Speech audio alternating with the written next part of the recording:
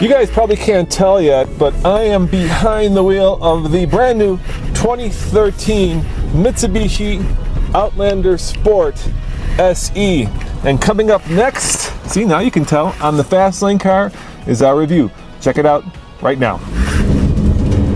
Oh yeah, nothing like getting a little bit of front wheel spin.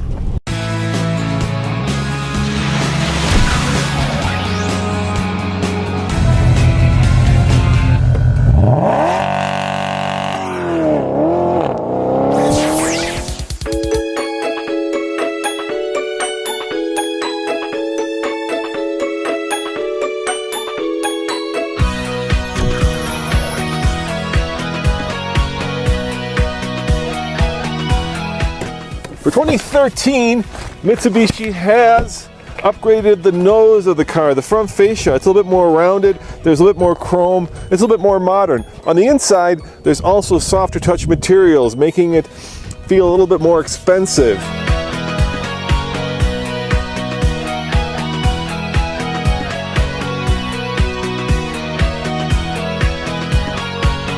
There are two really great features I want to show you on the Mitsubishi Outlander Sport. Number one is just how good of a job Mitsubishi did in doing efficient packaging. For a small, compact crossover, there is tons of room back here. Not only is there a ski pass-through, but there's a 60/40 folding split, and I have no doubt that if Nathan were here, he would fit easily. The other cool feature is in here. Am I dark? Well, let me fix that, because the Outlander has this incredibly massive glass roof. Look at that. Not only does it extend past the first row, it extends well into the second row, giving you a sense of, well, openness and making this cabin feel light and airy. Now this Outlander Sport competes with cars like the Impreza-based Subaru Crosstrek and at $28,000, even the CX-5. Now here's the funny thing, those two cars are built for fuel economy, and so is this. That also means that they are two of the slowest cars that we've ever tested up here. This Mitsubishi has 148 horsepower 2-liter paired to a CVT transmission. Now the other two cars I mentioned, both of them went 0 to 60 in over 12 seconds. Do you think this will go faster? Let's find out right now.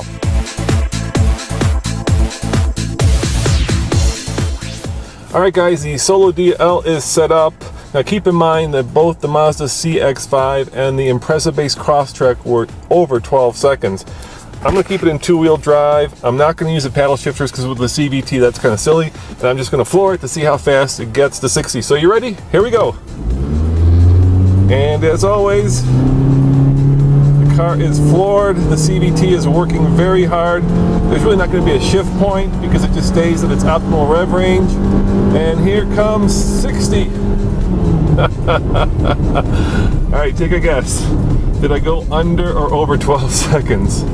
Well, the answer, of course, is I went over 12 seconds. 12.72. And yeah, this car joins a list of very fuel-efficient cars that don't do so well up here because the air is much thinner.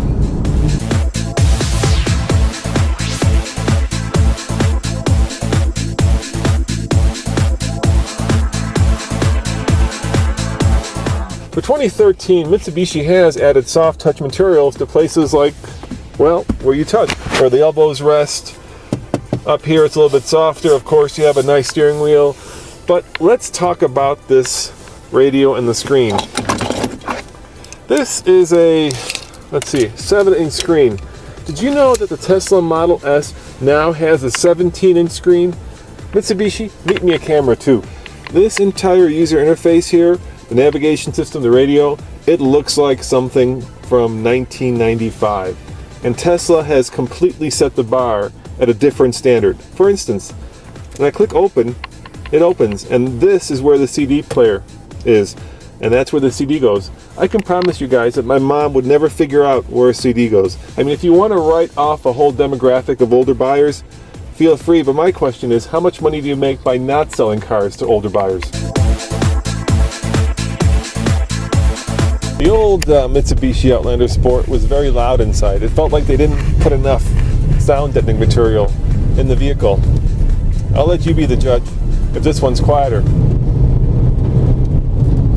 What do you think? It's a little bit better. There's still some rattles that probably shouldn't be in a brand new car. Could be because I'm on a dirt road, but it doesn't feel like it's made of one piece of metal like a Mercedes-Benz might. Or you sit way down low, and that's an okay driving position unless you want to know where the front wheels are. I really have no idea where the front wheels are. The steering is a little bit light, the ride and handling is a little bit loosey-goosey. Now I do have paddle shifters, which mimic a regular transmission, and mimic is a key word because this car has a CVT. So when I shift these paddle shifters, it's pretending to be in 4th gear or pretending to be in 5th gear. But if it were my money, I'd certainly go for the regular stick shift version, because why mimic something that you can buy?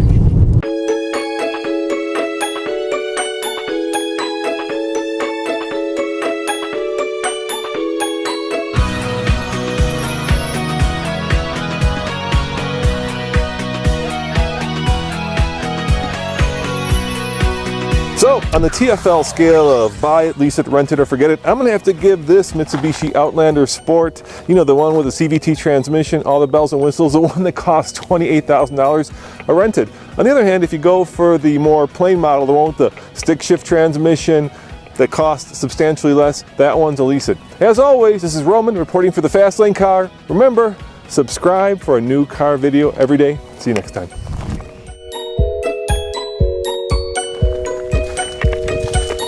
See, tons of room back here.